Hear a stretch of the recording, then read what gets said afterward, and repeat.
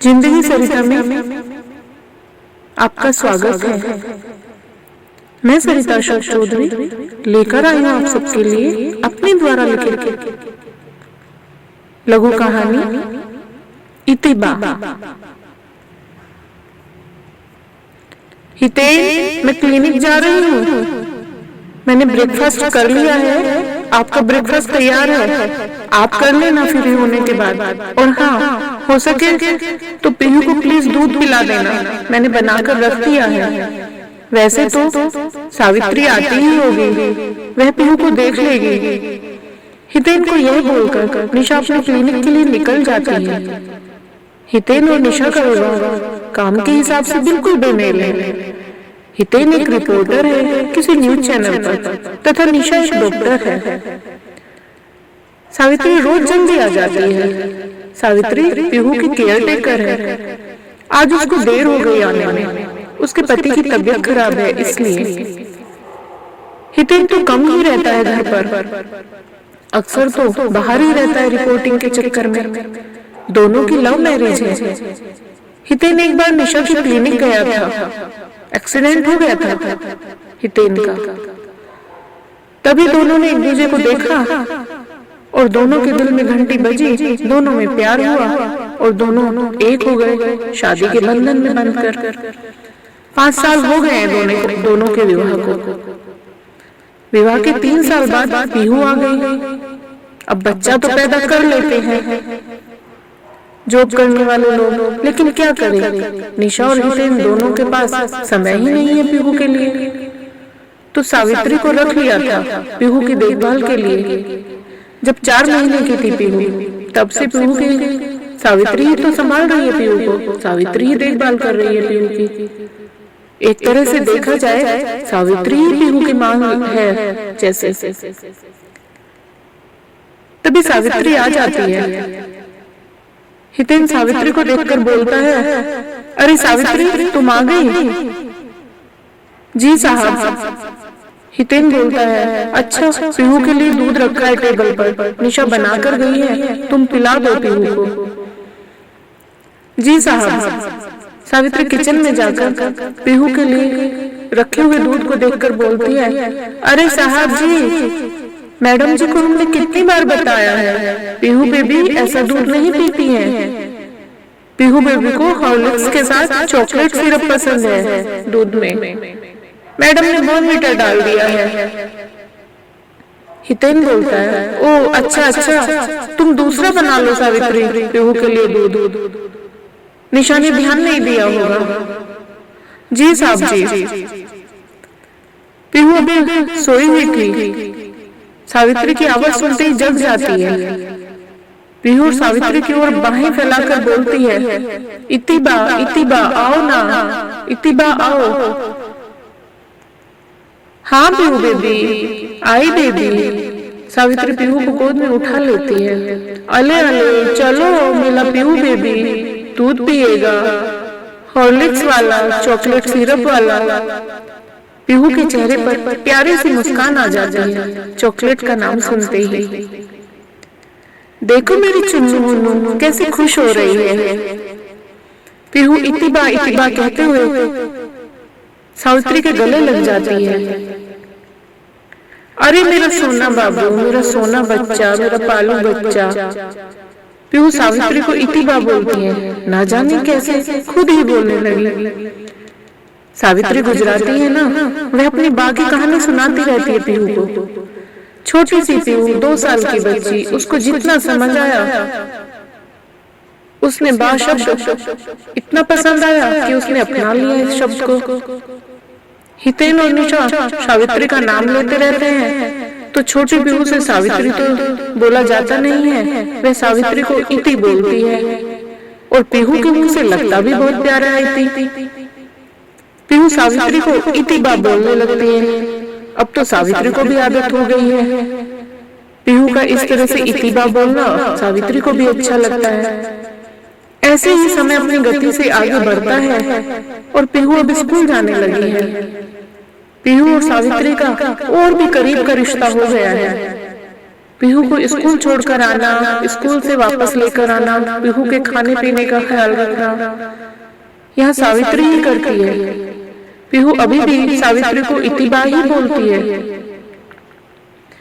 निशा तो जैसे पीहू की नाम की ही माँ है, और हितन के पास समय ही नहीं होता पीहू को खिलाने का या उसके साथ बातें करने का या उसके पास बैठने का।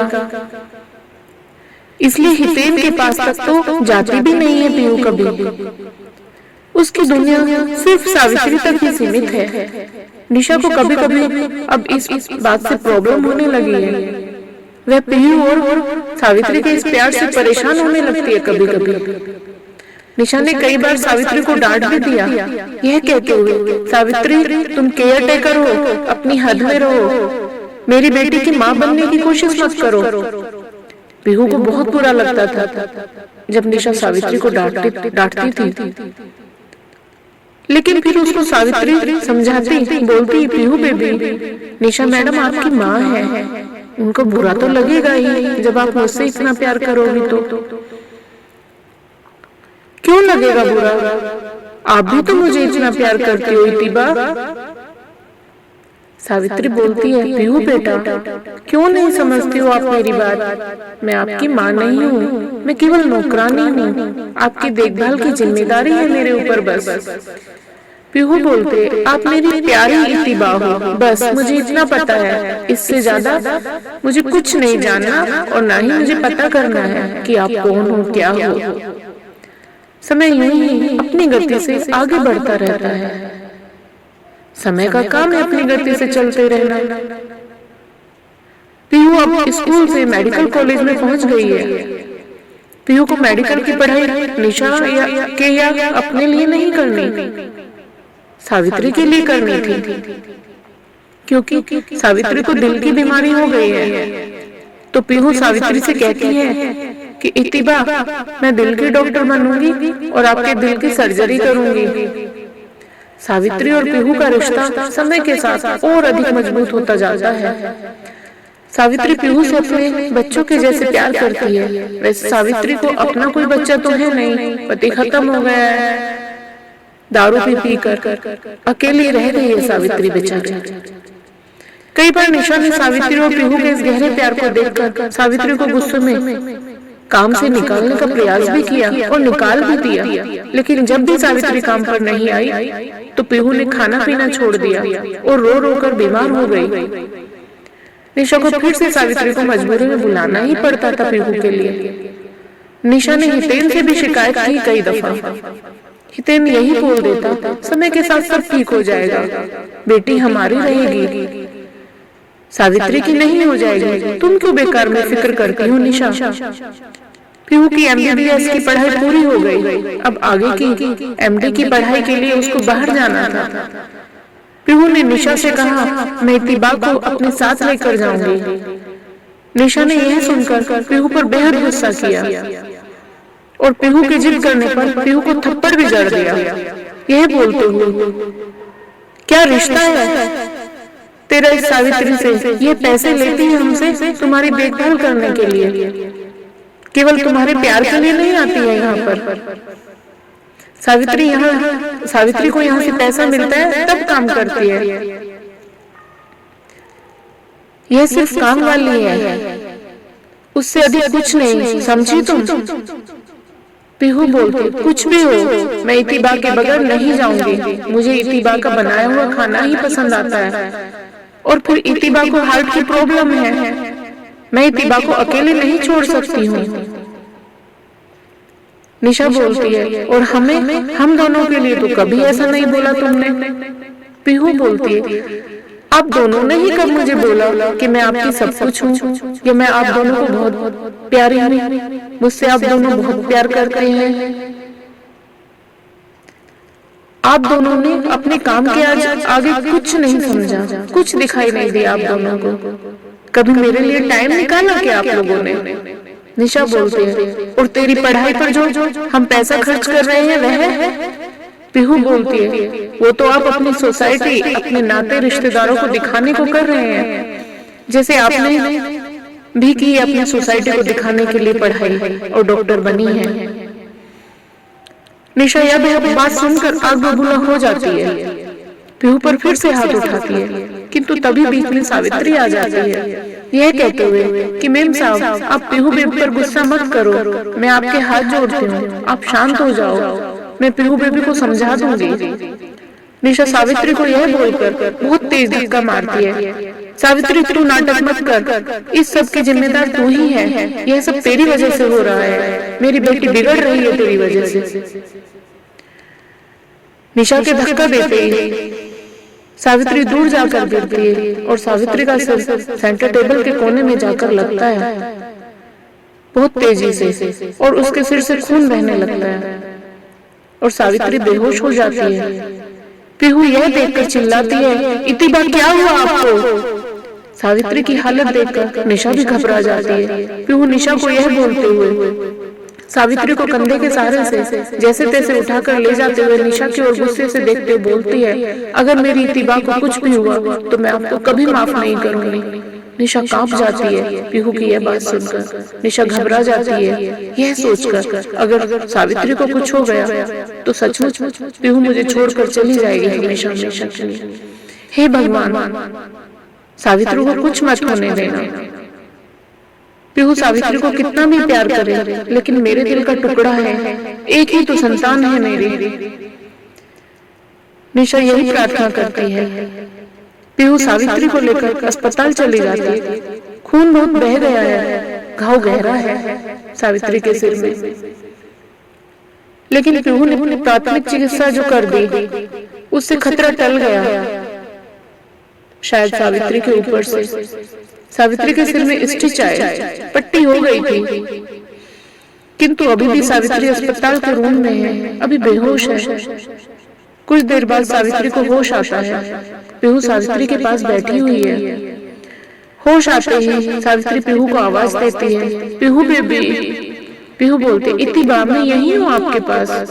सावित्री बोलती है, पीहू बेबी आपको निशा मैडम पर गुस्सा नहीं करना चाहिए था।